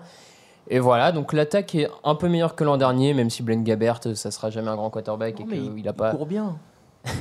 C'est pas. C'est vrai. Non, mais c'est vrai il a fait une. Attends, il est à 43 yards. Il est plus mobile que Marcus Mariota. Ouais, mais c'est parce qu'on lui demande. C'est parce qu'on lui demande à Blaine Gabbert. Non, mais il s'est plutôt pas mal débrouillé. Les 2 derniers drives sont propres, longs, il marque. En fait, j'ai trouvé que cette équipe des 49ers était plus intéressante que ce qu'on pensait. C'est vrai, même en défense. Même en défense. Après, en défense, est-ce que c'est eux ou c'est l'indigeste attaque? On peut en parler 2 minutes. Donc, Todd Gurley légèrement surcoté selon toi, Raphaël, parce qu'on a eu cette discussion hors antenne. Il est seul. Non, mais je peux comprendre ton point de vue. Il y a eu beaucoup de choses dites autour de lui. Futur Adrian Peterson, futur ceci. Au final, c'est un joueur. C'était le seul à briller chez les Rams. Du coup, on ne voyait que lui, même quand il faisait des matchs à 60-65 yards. Tout le monde disait c'est exceptionnel, mais il avait 20-30 ballons. Enfin, il est bon, il n'y a aucun souci avec ça. Mais tout autre girly qu'il est, il peut pas faire gagner cette équipe. Enfin, Est-ce qu'on fout Jared Goff tout de suite sur le terrain? bah oui, allons-y. Qu'est-ce qu'on a à perdre? On a mis 0 points. Ils ont mis 0 points. Bah oui. Ça n'arrive jamais en On est NFL. d'accord. Sauf s'ils ont peur du traumatisme David Carr qui avait été lancé trop tôt, qui s'était pris tellement de sacs. Après, j'ai pas les stats des sacs chez eux, mais je suis pas sûr que même pas sûr que ce soit le problème principal en plus. Non, mais Parce que après, Carr s'était fait massacrer. Ouais, je crois qu'il en Carr, prend il- 88 ou un Ouais, truc ouais, comme ça sur ouais. sa saison rookie. Donc, tu m'étonnes que le mec il est jamais. et puis à l'époque, les règles étaient un peu moins strictes sur les quarterbacks, C'est donc vrai. il avait quand même dû manger sévère, hein, le traumatisme. Mm. Bon, bah, en tout cas, oui, c'est une catastrophe totale pour les Rams. Donc, Et même la défense, pour le coup, qui était censée être meilleure que ça, elle en prend quand même 28 mais face à des c'est un 49ers. peu ce que tu qu'on a- disais tout à l'heure avec je sais plus quelle équipe. Au bout d'un moment, la défense, elle peut être bonne avec Rag. de Ouais, toute façon. ouais, ouais. Je pense qu'ils doivent être démoralisés quand ils voient ça. Ils jouent pour rien. Aaron Donald, qui est quand même un mec carré et tout Ouais, ça, qui se fait expulser à la fin. Mais je pense que c'est ça où, honnêtement, à la fin, ils doivent avoir envie de hurler sur Ouais. Fisher et sur Keenum. Non, c'est sûr. Ouais. Je pense que, tu Ouais. vois, ils passent ses nerfs sur un autre Ouais, mec. moi, je parce suis qu'il lui, peut je pas- rachète mon Oui, ouais. contrat et je deviens free mais agent c'est- et je me propose tout de suite. C'est vraiment dramatique. Il faut absolument virer Jeff Fisher et donner un nouvel élan à cette Non, franchise. mais en plus, tu as vu qu'avant ce premier match, en tout cas, là, je sais pas ce que ça donnait, mais il y avait des rumeurs de prolongation de Jeff Oui, Fisher, oui, etc. oui, oui, non, avant mais ce match. c'est Avant ce match, aberrant. en tout cas. Après, C'est je- aberrant. Non, Je mais- sais pas sur ce qu'il a comme photo ou comme vidéo ou comme truc du propriétaire. Je sais pas quel rôle il a, quelle influence. C'est peut-être quelqu'un Bah, de il en très a une grande dans la respectable. ligue quand même. Parce Oui, qu'il non, a mais tout le temps voilà, des postes, c'est ça. il- C'est peut-être quelqu'un de très respectable, c'est peut-être quelqu'un de très bien, etc.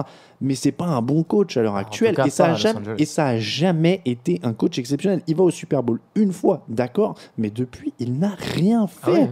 Rien. C'est un mec moyen partout. Bah, Partout. Qui se rassure, il disait qu'il voulait pas faire 7-9. Bah, il fera pas 7-9. Non, mais c'est ce que je dis, moi, pour le coup, ce matin sur Twitter. Il fera pas 7-9, il fera moins. Ah, c'est vrai, j'avais même pas vu que t'avais dit ça. Bah, Il voilà, fera c'est- moins. Ils Ah ouais, sont il va faire moins. pitoyables sur ce match. Et c'est bien, on va à LA, etc. Les gens à LA, ils ont plein de choses à faire. Si vous jouez comme ça, il y aura personne au stade. Ah bah ouais, il y a déjà 3 équipes partout. Non donc, mais voilà, c'est bon. il y a 2 équipes de basket, il y a des équipes de hockey, il y a des équipes de baseball, il y a des machins, il y a le cinéma, il y a tout ce. Ils ont autre chose à faire que d'aller voir ça jouer. Je peux te garantir que franchement, autant dans des petites villes, justement, c'était bien là dans Arnox. Ouais, on s'est barré de Saint-Louis. Hein. Attends, c'était nul Saint-Louis, il y avait rien. Ouais, mais peut-être que les gens, ils avaient la dalle et qu'ils étaient contents d'avoir une équipe et qu'ils étaient derrière vous.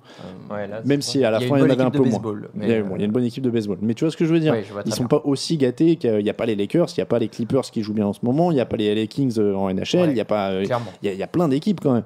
Donc c'est bien hein, de dire ouais, on s'est cassé, vous avez vu, c'est tellement mieux ici. Tu vois, quand ton stade il va être vide, c'est un stade en plus d'université qui est pas à toi pendant 2 ou 3 ans. Puis vide, il est bien vide celui-là. Ah parce bah, que et puis il est grand, hein. Ouvert et, ouais, Il est donc grand. c'est vite, ça, ça Amusez-vous vide. bien. Voilà pour les matchs. On passe au top et au flop.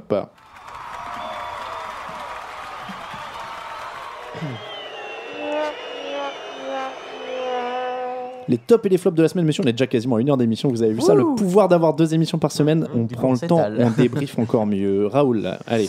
Mon top, c'est les quarterbacks entre guillemets rookies, parce qu'ils le sont pas vraiment tous, mais Garoppolo, Wentz, Yemean, qui, voilà, on les a lancés un peu au pif et ils ont gagné. Donc, J'avais une blague complètement nulle quand on parlait du match tout à l'heure, c'est pour ça que je ricanais tout seul à côté de mon micro. Non, mais j'allais dire, tu sais pourquoi Jimmy Garoppolo il met que des t-shirts? Parce que quand il était jeune, sa mère elle lui a dit Garoppolo. aïe, aïe, aïe. On la sentait tellement venir. Ah là là là là. C'est terrible. Donc voilà, te merci rends d'avoir compte que- pourri mon top. Tu te rends compte que je riais bêtement tout seul à côté de mon micro pendant qu'on parlait des Patriots D'accord, tout à l'heure à c'était cause de ça, je ça. me demandais. Ok, d'accord. C'est pas à cause des Cardinals. très Bon, bien. Garoppolo et donc les autres Garoppolo, c'était Wentz, Sieman, voilà, qu'on n'attendait pas forcément et qui finalement sont là. Donc, bravo à eux. Raphaël, ton top. Bon, ça va être un peu très subjectif, mais je vais dire Victor Cruz forcément, qui revient. Je sais pas pourquoi je l'attendais celui-là. Non, mais honnêtement, qui revient de 2 ans de blessure et qui marque le touchdown de la victoire face aux Cowboys à C'est pas Dallas. mal, c'est pas mal. C'est quand même un beau retour. C'est pas mal. C'est un beau top. je trouve. C'est correct. Et ben mon top aussi, alors j'aurais pu mettre Aaron Rodgers avec Jalen Ramsey sur le dos, j'avais pensé aux Lions aussi, mais j'ai découvert une petite perle juste avant. Et c'est Jimmy Garo T-shirt aussi, mon top. Donc c'est Garoppolo qui, alors c'est très cruel, il y a des gens qui ressortent les très vieux tweets des gens de temps en temps, surtout des stars, pour voir un peu ce qu'ils disaient. Et donc il y a des gens qui ont ressorti les vieux tweets de Jimmy Garoppolo, mais là pour le coup je trouve ça marrant de le partager parce que c'est assez... En fait le gars est devenu mon héros et je partage avec vous les vieux tweets de Jimmy Garoppolo. Alors par exemple, je viens juste de découvrir que Cinco de Mayo, ça veut dire 5 mai. Hashtag, je ne parle pas espagnol. Ah oui, le mec est quand même. Ensuite, je dois vraiment faire une lessive. Hashtag, shaking my head. D'accord. Autre tweet de Jimmy Garoppolo. Mince, Mufasa est mort. Ouais, c'est spoiler, ça, c'est interdit. Sinon, il y a aussi, j'aimerais vraiment savoir siffler. Et mon préféré, un vrai dilemme, attention, c'est très très dur. Est-ce que c'est mieux de dormir sans oreiller ou sans couverture? Je vous jure que c'est un tweet de Jimmy Garoppolo en Mais 2013. il a l'air d'avoir une vie passionnante, cet enfant. Ouais, il faut lui retirer Twitter. Et, puis Et c'est alors, tout. du coup, c'est mieux de dormir sans oreiller ou sans couverture? Sans couverture, moi sans oreiller, je peux pas. C'est vrai, moi j'allais dire sans oreiller. Ça dépend de la température. Actuellement, c'est mieux sans couverture. Mais Ouais, même je moi, sais pas. sans oreiller, j'arrive pas à dormir, donc comme ça, c'est réglé. merci à Jimmy Garoppolo pour ces Ouais. questions essentielles. Raoul, ton flop? Alors, donc moi, c'est subjectif aussi, puisqu'on est dans la subjectivité. Hein. Mais la défaite des Chargers, c'est ce qui se fait de pire en matière de défaite, avec une remontée incroyable et une blessure d'un joueur clé. Donc voilà, la défaite des Chargers, gros flop. Raphaël? Facile, mais les Rams, j'avais pas. Enfin, je trouve que c'est vraiment ceux qui méritent de se faire frapper après cette première À semaine. coup de batte. Parce que la purge footballistique qu'ils ont offert, quand même, enfin, c'est. Enfin, si on parlait d'une ligue où il y avait plusieurs divisions, on dirait que c'est une équipe qui ne mérite pas d'être dans cette C'est clair. division. Donc, C'est clair. pour le coup, cette semaine, c'est vraiment. Non, j'avais un temps d'arrêt parce que j'étais en train de visualiser un nouveau concept d'émission où on accueille des sportifs et où on les pénalise à coups de batte quand ils ont fait une. Mais j'ai peur que ça aille un peu trop loin. Ouais, c'est possible. Mon flop, j'avais l'arbitrage sur Cam Newton parce que voilà, il y a vraiment eu un problème à ce niveau-là. Matt Ryan pour la régression. On aurait pu parler des kickers aussi, si je dis pas de bêtises. Il y a eu 9 extra points ratés au total cette semaine et 6 field goals ou un truc comme ça. Enfin, vraiment, les mecs étaient. Et on dit rien de Williams qui sort pas des limites du terrain. C'est vrai, bon, on l'a dit. Moi, j'ai hurlé. Hein. C'était rigolo. J'ai rigolé. Lui, voilà. Toi, oui, bien sûr. Raphaël, il rigolait. Voilà pour les tops et les flops. On passe à vos questions.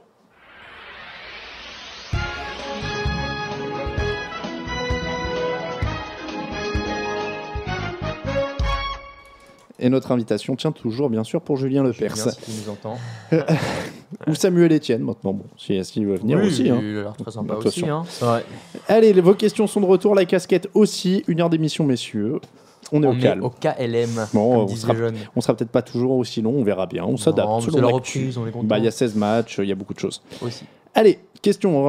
Vous en avez tous les deux une dans les mains, amusez-vous. Bon, bah alors Lou Weston qui nous dit si Garoppolo continue sur cette lancée et sort victorieux des 3 prochains matchs, les Patriots prendront-ils le risque d'arrêter cette dynamique alors que Brady n'aura qu'une semaine d'entraînement dans les jambes après un mois d'arrêt? Attention, Non. réponse à 3. Non, 1, 2, non. 3. Non. Non, Voilà. mais pas. Enfin, encore une fois, c'est qu'un match. Et puis, il s'entraîne chez lui en dehors de ce qu'on a montré sur le site avec Gisèle Bunchon. Il doit s'entraîner pour de vrai. Mais Il a les moyens de se payer un préparateur physique, etc. Et puis, il aura peut-être qu'une semaine de préparation dans les jambes, mais il a quand même 15 ans de carrière et 4 Super Bowls dans les jambes. Donc, je pense qu'il peut revenir quand il veut. Il a sans problème. Question de Sharky77. Salut les gars. Et entre parenthèses, il nous dit quel kiff de vous avoir 2 fois par semaine en un mot. Nous aussi, c'est un kiff de merci, t'avoir du 2 fois coup. par semaine. Alors, les discussions reviennent souvent sur les équipes qui ont l'effectif pour aller au bout. Alors, ces équipes qui iront au Super Bowl prochainement, horizon 2-3. Alors, quelles sont les équipes pour vous qui ont un effectif capable d'aller au prochain Bowl d'ici 2-3 ans? Il nous met des exemples. Jaguars, Raiders, Eagles, Browns. Parmi les jeunes, quoi. Ouais, ouais. parmi les petites équipes souvent de la ligue. Bah, les Buccaneers, mais pour l'instant. Ouais, les Buccaneers, les Raiders, pourquoi pas. J'ai eu un nom en tête et il est reparti d'un coup. C'est Philly. Non. Eagles, Philly, j'y Jaguars. crois pas tout de suite quand même. C'est qu'un match, c'est un rookie. Ouais, les Jaguars, ce serait une belle histoire. Les Buccaneers me plaisent quand même pas mal. Pourquoi les Ravens sont-ils aussi underrated? C'est Terrell Pluggs qui nous demande ça. Pourtant, sur le papier, ils ont de quoi faire avec le retour et l'arrivée de playmakers en défense comme Suggs, Dumerville, Weddle, Mosley, Smith. En attaque, Flacco n'a jamais eu autant d'armes offensives et les rookies ont l'air, pour la plupart, excellents. Est-ce qu'ils ont vraiment underrated? Je sais pas s'ils sont underrated, mais faut quand même. Moi, je modère quand même en disant qu'il manque beaucoup de profondeur et que s'il y a quelques blessures qui reviennent, ça peut aller très très vite. C'est souvent le cas, ouais. Donc, je vais attendre un peu. C'est une équipe qui sera toujours très bien coachée. Oui, voilà. C'est une équipe qui a de la qualité en haut, Oui. mais j'ai peur que ça manque un peu de profondeur. Leur titre est pas si vieux que ça. Il y a encore des joueurs qui sont là et ils ont des bonnes armes, c'est vrai. Mais ouais, ça manque de profondeur et de régularité dans la santé. Une question de Prince Brady, une question très intéressante. Combien de yards par match vont encaisser les Colts cette saison? Et je me tourne vers Nelson qui prend cette question. Le record l'an dernier, c'était quoi les Giants? C'était genre 420, non? Ou quelque chose comme ça par match? C'était les Giants? C'était pas les Saints? Non. C'était les Giants qui battent le record, je crois, des yards Incroyable. autorisés. Ouais. Vous allez tourner autour des 400, non? Bon. Des blessés, Ça va être pas mal. Ouais, allez, 350. Allez, on va tourner autour des 400. Ouais, bien sûr. Alors, question de DJ Niners. Ne pourrait-on pas avoir une surprise avec les Lions cette année en NFC Nord? En NFC Nord, je sais pas. En NFC, peut-être. En l'occurrence, moi, je les voyais pas forcément En accrocher une wildcard, tu les wildcard. verrais? Ouais. En NFC Nord, du coup, ils pourront être devant Chicago. Ils pourront...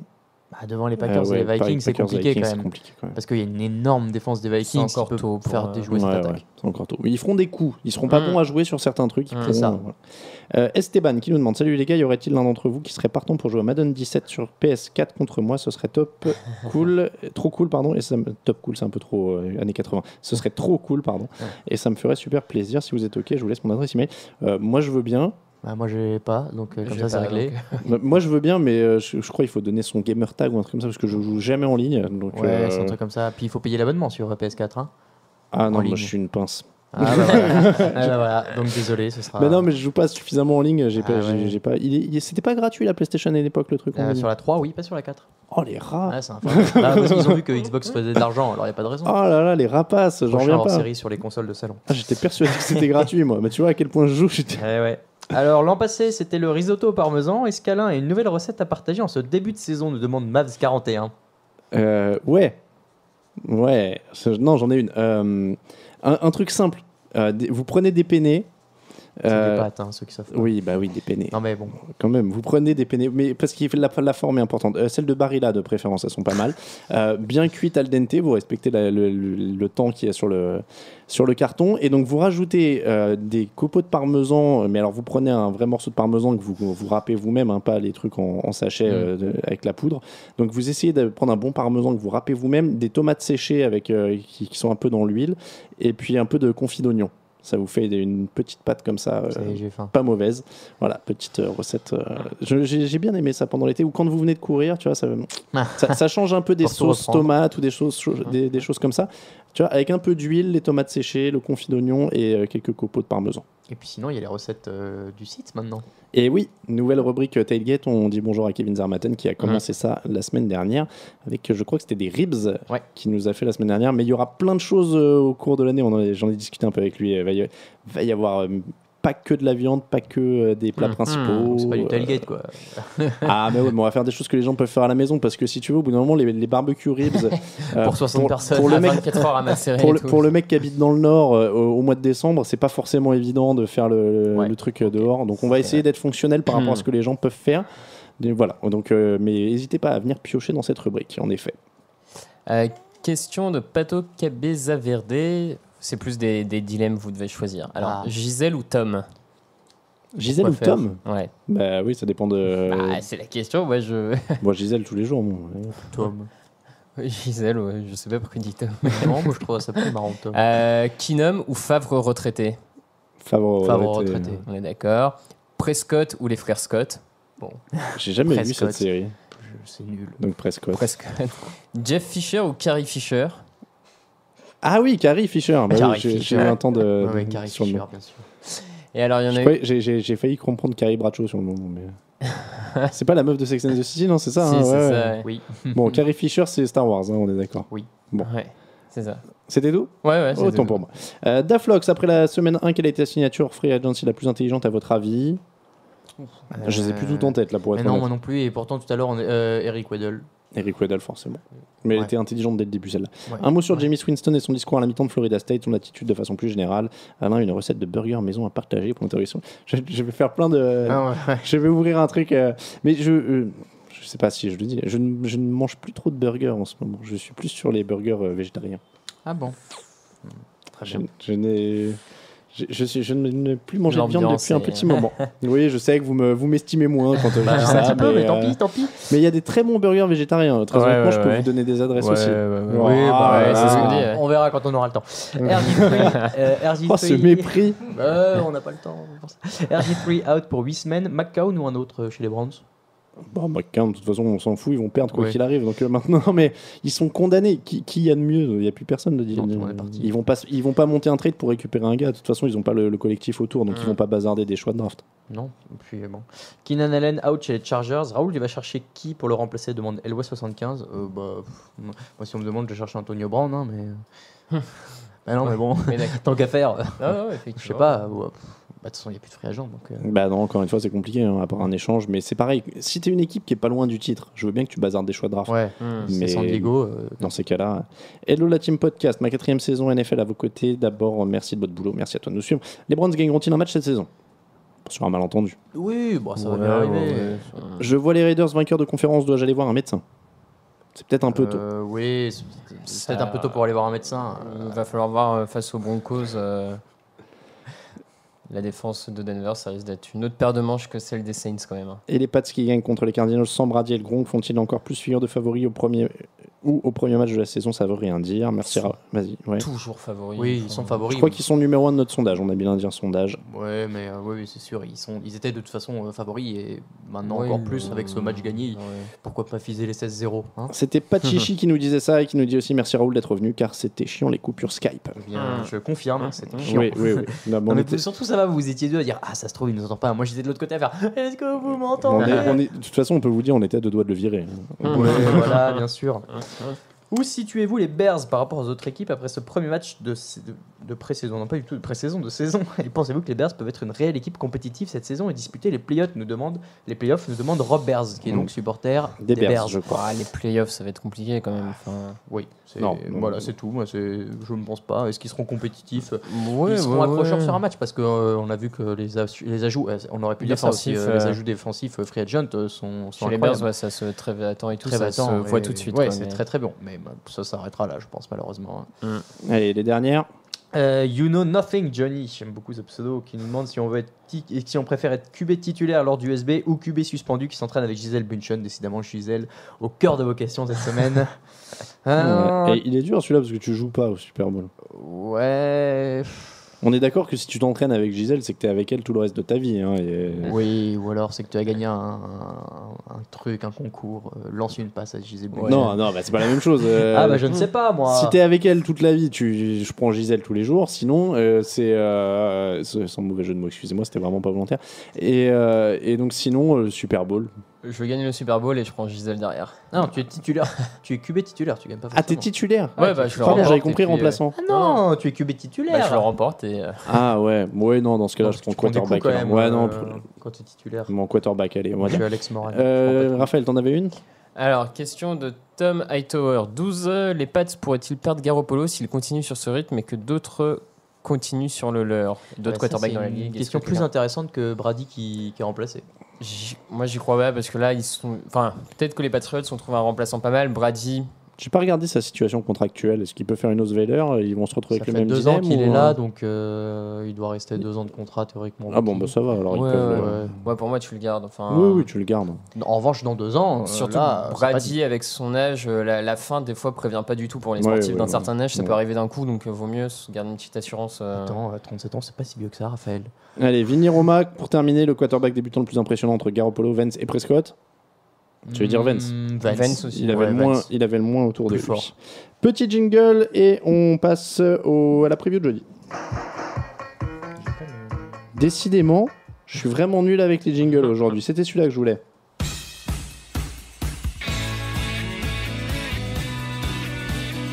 You play to win the game.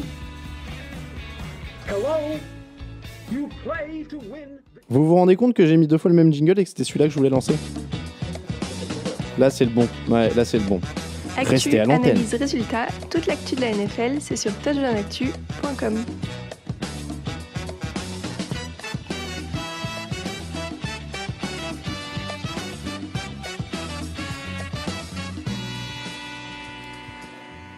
C'était le bon jingle. J'ai enfin réussi à mettre le bon jingle. Il y avait trop de jingles dans cette émission. Petite preview du jeudi, puisqu'on a dit on va plus la faire dans l'émission du jeudi, il vaut mieux vous donner un peu de temps. Donc dans l'émission du jeudi, on présentera tous les matchs du week-end, et dans l'émission du mardi, on présente quand même celui du jeudi. Buffalo Bills, New York Jets, match de division au programme. Ça pourrait être laborieux en attaque, tout ça.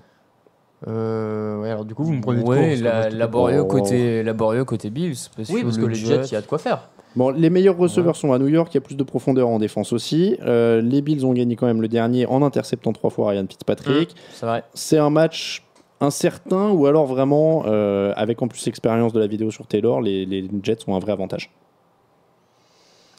Oui, les Jets sont forcément favoris pour tout ce qu'on vient de dire. Pour la défense aussi, moi je pense que cette défense, un peu à l'image de ce qu'ont fait les Ravens cette semaine, peut faire du mal aux Bills. Donc oui, ça Ça va peut-être pas être le festival offensif des Jets, mais ils ont de quoi finir devant à de 10 points. Ouais, non, je suis d'accord. Je vois quand même les Jets assez facilement favoris, en tout cas, de ce match. Certes, les Bills les ont surpris l'an dernier, notamment dans ce dernier match qui prive les Jets d'aller en playoff. Mais c'était un peu particulier. Il y avait un peu une vengeance Rex Ryan, mais est-ce que la deuxième saison, il y aura autant le même esprit de revanche? Je ne sais pas. Et je pense que les Jets, ce qu'ont montré les Bills est quand même moins bon que l'an dernier. Donc, ouais. D'ailleurs, les Patriots, j'étais en train de réaliser, ont plutôt fait une bonne opération la première semaine, parce que non seulement ils gagnent, mais Bills, Jets et Dolphins ont perdu. Ouais. Oui. Donc dans la division, ils sont vraiment tranquilles. Le petit pronostic. Jets. Voilà. On rappelle donc les pronostics et les previews, c'est dans l'émission du jeudi désormais. On vous met ça avec la présentation plus en profondeur de tous les matchs, parce qu'on fait le débrief plus en profondeur de tous les matchs le mardi maintenant. C'est vraiment trop bien, on est content. Et tout le temps là. Et on remercie d'avance Joachim qui tient déjà les scores des pronostics comme l'an dernier. Donc on vous donnera tous les scores jeudi, on fera tous nos autres pronostics jeudi, on rappellera qu'on a tous donné Jets pour celui-là, et on va terminer avec le 2-minute drill. Mais dis donc, mes aïeux, je perds mes bas, comme dirait ma grand-mère, parce que non mais attendez, je n'ai plus le jingle du 2-minute drill dans le. Non, mais tu veux pas le mimer? Bah voilà, donc allez, les mecs, c'est parti pour le 2-minute drill. Tom Brady assure qu'il n'a pas retiré le logo NFL de son casque volontairement pendant la pré-saison. Vous le croyez ou pas? Non. Oui. Larry Fitzgerald sera-t-il en NFL l'an prochain? J'espère, il est vraiment trop fort. Ouais, s'il y a des rumeurs, s'ils vont loin en playoff, ça pourrait être compliqué de revenir quand même. Dez Bryant et Odell Beckham qui s'échauffent ensemble, ça se fait ou pas? Moi je trouve ça cool, je sais pas, après il y en a que ça. Moi j'aime pas, mais. C'est vrai? Ouais. Parce que c'est ton équipe, mais pas. franchement, moi je trouve ça cool et plutôt inattendu. Ah oui, moi je suis plutôt fan aussi. Ouais. Oui. Combien de sacs pour Joey Bosa cette saison? 0. 0-0? 8. Paf. Ah ouais, optimiste quand même. Ah ouais. Optimiste, vraiment. Ouais, moi je suis comme ça. Est-ce qu'on doit croire aux rumeurs de retour de Marshawn Lynch? Non. Oh non. Attention à ce genre de il est choses. tellement perché. C'est clair. Le pire pour Terrence Williams, ne pas être sorti du terrain ou sa cravate en or. Sa cravate. Sa cravate, elle est morte, elle est horrible. Ne pas être sorti, c'est Elle terrible. est horrible. Et puis Jerry Jones a acheté un hélico parce que c'est plus pratique, messieurs, dames. Pourquoi on n'y pense pas plus souvent? C'est vrai, je pourrais venir au studio en hélico. Moi, je pense ouais. assez souvent, à vrai dire. Et puis comme ça t'éviterait de te tromper des jingles et tu pourrais faire le bruit de l'hélico dehors pour Josh Ah McCown ouais, à non, chaque mais fois. c'est tellement pratique, je comprends pas pourquoi personne n'y pense. Bon, en plus, c'est Airbus, c'est pas si loin, tu vois, c'est plus près de chez nous que chez lui. Je comprends pas.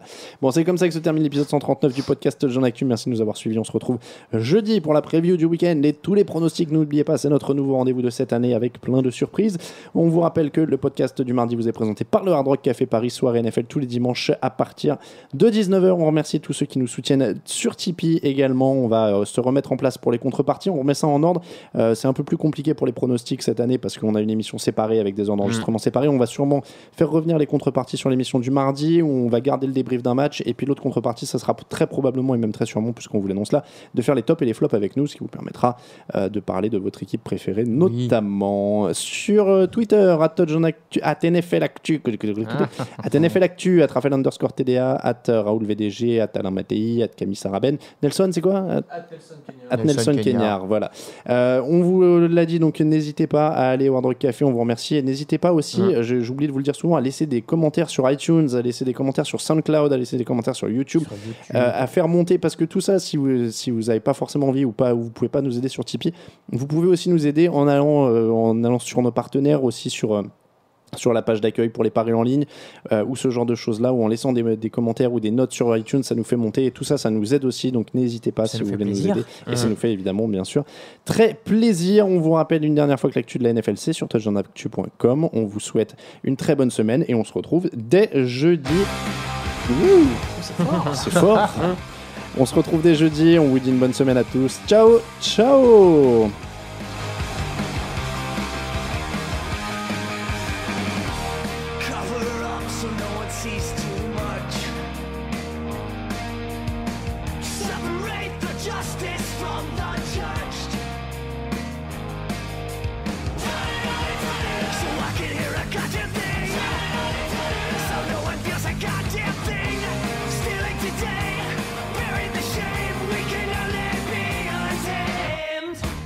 This is a song for your enemy. Whoa. This is the song for living recklessly.